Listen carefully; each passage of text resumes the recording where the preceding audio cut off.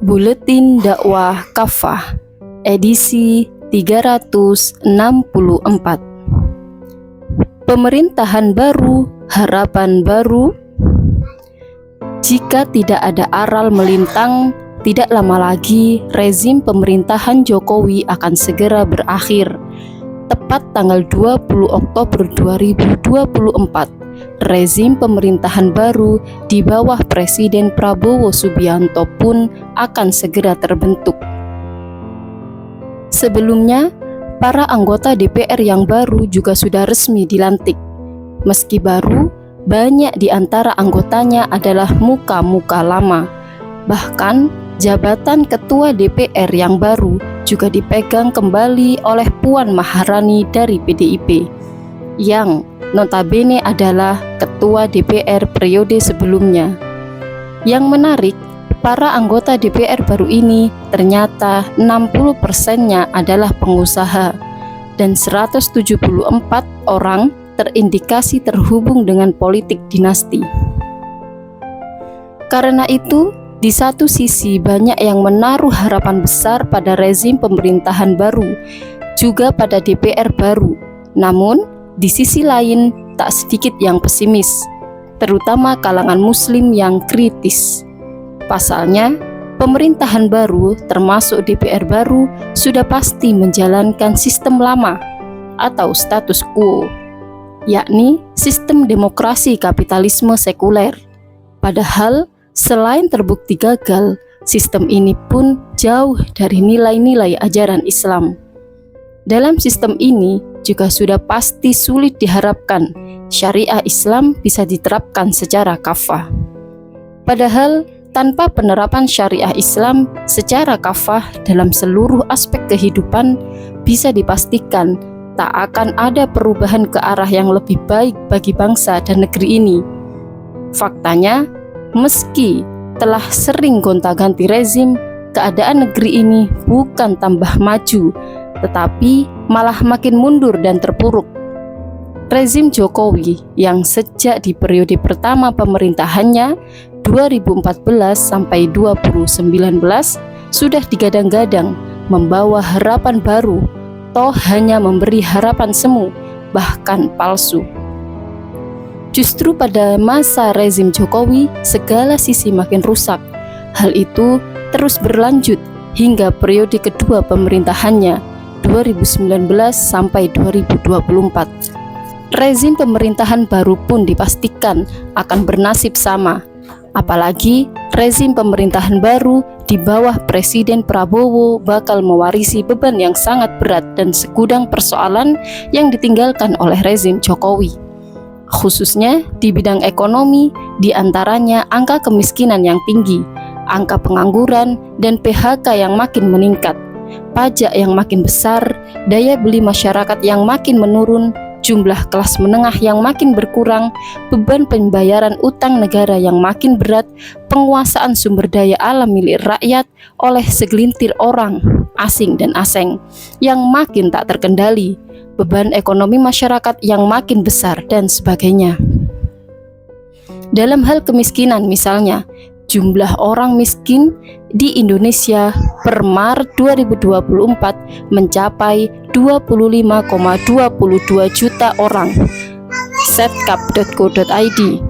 Jumlah itu mengacu pada kriteria Badan Pusat Statistik atau BPS yang mengumumkan garis kemiskinan di Indonesia pada Maret 2024 sebesar 582.932.000 per kapita per bulan. Financedetik.com.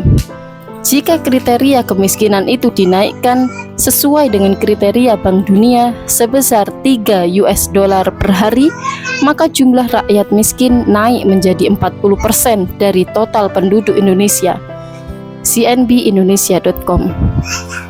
Artinya, dari jumlah total penduduk Indonesia sekitar 282 juta jiwa, sebanyak 112,8 juta terkategori miskin.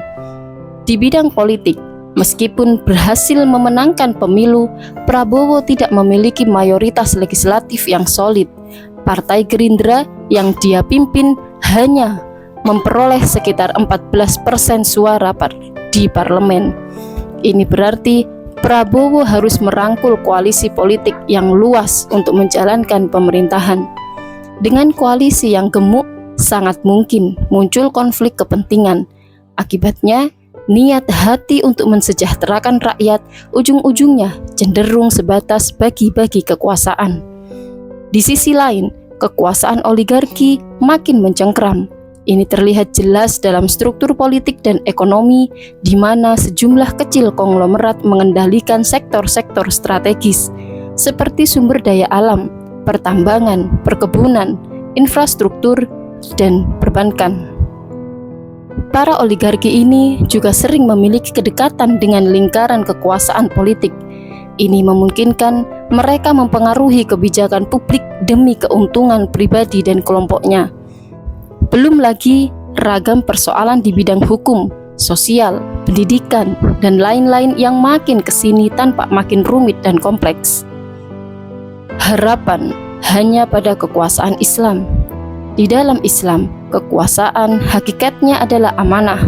Amanah kekuasaan ini bisa menjadi beban pemangkunya di dunia sekaligus bisa mendatangkan siksa bagi dirinya di akhirat. Nabi SAW bersabda, "Awwalul imarati malamah, wa thaniha nadamatun, wa thalithuha adzabun minallah, yaumal qiyamah ila man rahima wa adala." Kepemimpinan itu awalnya bisa mendatangkan cacian, kedua bisa merubah menjadi penyesalan, dan ketiga bisa mengundang azab dari Allah pada hari kiamat. Kecuali orang-orang yang memimpin dengan kasih sayang dan adil. Hadis riwayat At-Tabarani. Sikap kasih sayang memimpin ditunjukkan dengan upayanya untuk selalu memudahkan urusan rakyat, mengembirakan mereka, dan tidak menakut-nakuti mereka dengan kekuatan aparat dan hukum. Adapun sikap adil, pemimpin ditunjukkan dengan kesungguhan menegakkan syariat Islam di tengah-tengah masyarakat. Sebabnya, tidak ada keadilan tanpa penerapan dan penegakan syariat Islam. Karena itulah, siapapun penguasanya, jika dia tidak menjalankan pemerintahannya berdasarkan syariat Islam, maka dia berpotensi menjadi penguasa yang zalim dan fasik. Lihat Quran Surat Al-Ma'idah ayat surat ke-5 ayat 45 dan 47. Karena kekuasaan adalah amanah, Nabi SAW mengingatkan para pemangku jabatan dan kekuasaan agar tidak menipu dan menyusahkan rakyatnya.